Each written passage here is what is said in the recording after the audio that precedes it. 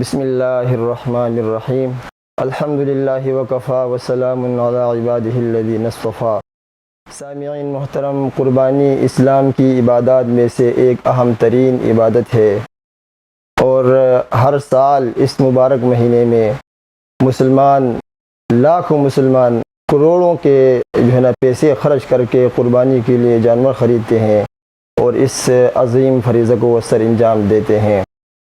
اور حضرت ابراہیم علیہ السلام کی سنت پر عمل کرتے ہوئے اور اللہ تبارک و تعالیٰ کو راضی کرتے ہوئے ہزاروں لاکھوں جانوروں کی قربانی کر دیتے ہیں۔ اور ایک مسلمان کیوں ایسا نہ کریں کہ خود نبی کریم صلی اللہ علیہ وسلم نے حجۃ الوداع کے موقع پر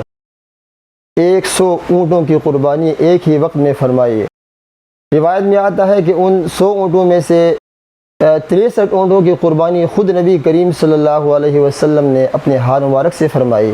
اور بقیہ 37 اونٹوں کی قربانی کے لیے چھری حضرت علی کرم اللہ وجہ کو پکڑائی، اور ان 37 اونٹوں کی قربانی حضرت علی رضی اللہ تعالی عنہ نے کر دی۔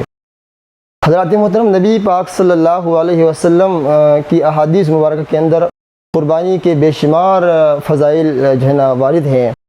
چنانچہ صحابہ کرام رضوان اللہ علیہم اجمعین نے ایک موقع پر نبی کریم صلی اللہ علیہ وسلم سے عرض کی کہ یا رسول اللہ صلی اللہ علیہ وسلم، قربانی کرنے سے ہمیں کیا ملے گا؟ تو آپ صلی اللہ علیہ وسلم نے فرمایا کہ جو شخص قربانی کرتا ہے تو اس قربانی کے جانور کے جسم پر جتنے بال ہوتے ہیں اتنے ہر بال کے بدلے میں اس شخص کو ایک نیکی ملتی ہے۔ اتنی بڑی فضیلت۔ پھر صحابہ کرام نے عرض کیا کہ یا رسول اللہ صلی اللہ علیہ وسلم، اون کے بدلے میں ہمیں کیا ملے گا؟ تو آپ صلی اللہ علیہ وسلم نے فرمایا کہ اون کے ہر بال کے بدلے میں بھی ایک نیکی ملے گی۔ اس کے علاوہ بھی اگر آپ احادیث کی کتابوں میں دیکھیں گے تو بہت سارے فضائل موجود ہیں قربانی کرنے کے لیے۔ قربانی کے باب میں حضرت عبداللہ ابن عمر رضی اللہ تعالیٰ عنہ سے روایت ہے، وہ فرماتے ہیں کہ نبی کریم صلی اللہ علیہ وسلم مدینہ شریف میں 10 سال مقیم رہے، اور ہر سال نبی علیہ السلام قربانی فرماتے رہے۔ اس طرح ایک اور روایت ہے جو لوگ قربانی نہیں کرتے ہیں ان پر اللہ پاک کے نبی نے زجر فرمائی، اور فرمایا کہ جو آدمی وسعت کے باوجود قربانی نہیں کرتا ہے تو وہ ہماری عیدگاہ کے قریب بھی نہ آئے۔ تو اتنے آپ اس سے اندازہ لگا سکتے ہیں کہ ایک آدمی قربانی کرتا ہے، جانور کو اللہ تبارک و تعالیٰ کے حضور ذبح کرتا ہے تو وہ کتنا بڑا فائدہ حاصل کرتا ہے اور کتنی زیادہ نیکیاں کماتا ہے۔ یعنی آپ یوں سمجھ لیں کہ ایک پورے نیکیوں کا ایک سمندر کو حاصل کر لیتا ہے۔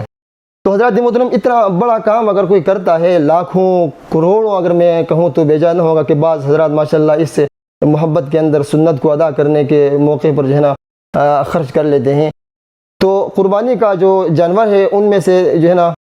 گائے، بیل یا پھر اونٹ، اونٹنی یا پھر بکرا، دمبا، بھیڑ وغیرہ ہوگا، تو ان کی عمریں پھر نوٹ کر لیں کہ جو اونٹ ہوگا اس کی عمر 5 سال پورے ہونا لازم ہے۔ اگر کوئی اونٹ 5 سال سے کم عمر کا ہے تو اس کی قربانی شرعی لحاظ سے جائز نہ ہوگی، بلکہ 5 سال یا 5 سال سے زیادہ اگر کا اونٹ ہے تو پھر اس کی قربانی شرعی طور پر آپ کر سکتے ہیں۔ اس طرح گائے، بیل وغیرہ، تو ان کی جو عمر ہے وہ 2 سال پورے ہونا لازم ہے۔ اگرچہ ان کے 2 سال پورے ہونے کے بعد اگرچہ ان کے دانت ابھی نہ نکلے ہوں تو کوئی دانت نکلنے میں یا نہ نکلنے میں کوئی حرج نہیں، لیکن 2 سال ان کے پورے ہونا شرعی طور پر لازم ہے۔ اس طرح بکرا ہے، بکرا پورے 1 سال کا ہونا لازم ہے۔ 1 سال سے اگر 1 دن کم ہے تو اس کی قربانی شرعی لحاظ سے درست نہ ہوگی۔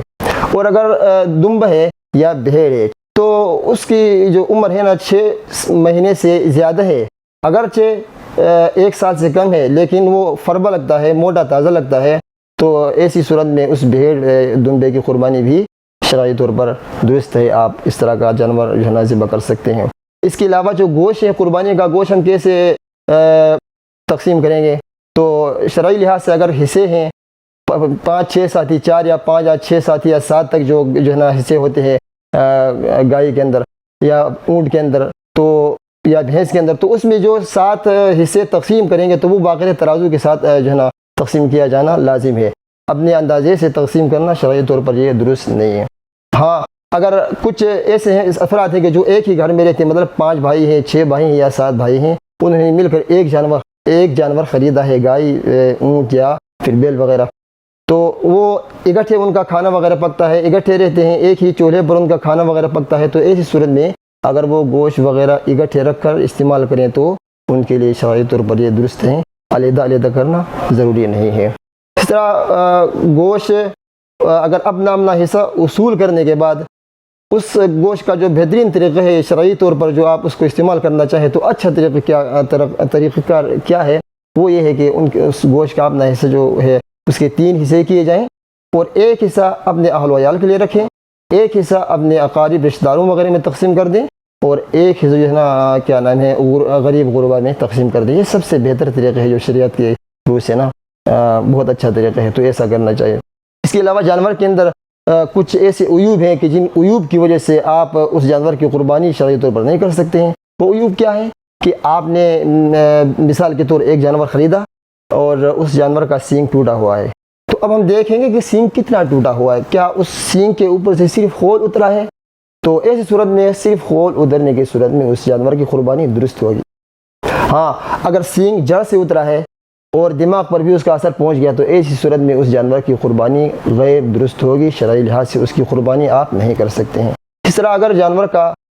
ایک کان کٹا ہوا ہے تو ہم دیکھیں گے کہ کان کا تیسرا حصہ کٹا ہے یا تیسرا حصہ سے زیادہ ہے، اگر تیسرا حصہ کٹا ہے یا تیسرے حصے سے زیادہ کٹا ہے تو ایسی صورت میں بھی اس جانور کی قربانی شرعی طور پر درست نہ ہوگی۔ ہاں اگر دیکھیں گے ہم کہ تیسرے حصے سے کم کٹا ہے تو ایسی صورت میں اس جانور کی قربانی درست ہوگی۔ دانت لے لیں، اگر ایک ایسا جانور ہے کہ جس کے سارے دانت گر گئے ہیں تو پھر بھی آپ اس کی قربانی شرعی لحاظ سے نہیں کر سکتے ہیں۔ ہاں اکثر دانت جو ہے نا موجود ہیں، باقی ہیں، کچھ دانت گر گئے ہیں، چارہ وغیرہ کھا سکتا ہے، تو ایسی صورت میں آپ اس جانور کی قربانی بھی کر سکتے ہیں۔ ہاں لیکن اگر اکثر دانت گرے ہوئے ہیں، چارہ وغیرہ نہیں کھا سکتا ہے تو ایسی صورت میں بھی ایسا ہے کہ جیسے اس جانور کے سارے دانت گر چکے ہوں، اس جانور کی قربانی بھی آپ شرعی طور پر نہیں کر سکتے ہیں۔ اس طرح ایسا لاغر جانور ہے، کمزور جانور ہے کہ وہ چل کر جہاں آپ اس کو ذبح کرنا چاہتے ہیں وہاں تک نہیں پہنچ سکتا ہے، تو ایسی صورت میں بھی اس جانور کی قربانی آپ شرعی طور پر نہیں کر سکتے ہیں۔ اس کے علاوہ بعض جانوروں کی دم کٹی ہوتی ہے، تو دم اگر بھی تیسرا ایسا کٹا ہوا ہے تو ایسی صورت میں بھی اس کی جو ہے نا قربانی غیر درست ہوگی، نہیں کرنا چاہیے۔ اس کے علاوہ ایک آخر میں آپ کو یہ بتاتا چلوں کہ آج کل دور کے اندر ایک روشن خیال کہیں یا جدید جدت پسند جو لوگ ہیں وہ یہ کہتے ہیں کہ جو ہے نا آج کل دور کے اندر وہ جو ان کا جو خیال ہے، ان کی جو رائے ہے، وہ یہ کہتے ہیں کہ جو قربانی کا جانور ہے اس کو ذبح کرنے کے بجائے قربانی کی جو قیمت ہے وہ کسی غریب غربا کو دیا جائے، اس میں زیادہ فائدہ ہے۔ یاد رکھنا ان کی یہ رائے بالکل غلط اور شرعی نقطہ نظر سے جو ہے نا ٹھیک نہیں، ان کی طرف بالکل التفات نہیں کرنا چاہیے۔ اور اس طرح روایت کے اندر بھی آتا ہے کہ اللہ تبارک و تعالیٰ کے نزدیک یعنی یوم النحر کے دن خون بہا یعنی جانور کو ذبح کرنے کے علاوہ کوئی بھی عمل اللہ کو پسند نہیں، یعنی سب سے جو زیادہ محبوب ترین عمل اللہ کے نزدیک ہے وہ یہ ہے کہ آپ یوم النحر کے دن جانور کو ذبح کر کے خون بہائیں، یہ عمل سب سے زیادہ اللہ تبارک و تعالیٰ کو محبوب ہے۔ جیسا کہ میں نے آپ کو شروع میں جو ہے نا میں نے عرض کی ہے کہ خود نبی کریم صلی اللہ علیہ وسلم نے حجۃ الوداع کے موقع پر 100 اونٹوں کی قربانی ایک ہی وقت میں اپنے ہاتھ مبارک سے فرمائی۔ تو آپ مجھے یہ بتائیں کہ کیا نبی کریم صلی اللہ علیہ وسلم کے دور کے اندر کوئی غریب نہیں تھے؟ کیا یہ چیز نبی علیہ الصلوۃ والسلام کے سامنے نہیں تھی؟ نبی علیہ الصلوۃ والسلام نے ہمیں شریعت دی ہے، اللہ تبارک و تعالیٰ کا دین ہے، ہم نے نبی علیہ الصلوۃ والسلام کے جو ہے نا طریقہ، اللہ کے دین، اللہ کے حکم کو مان کر زندگی گزارنا ہے، اسی کے اندر ہمارا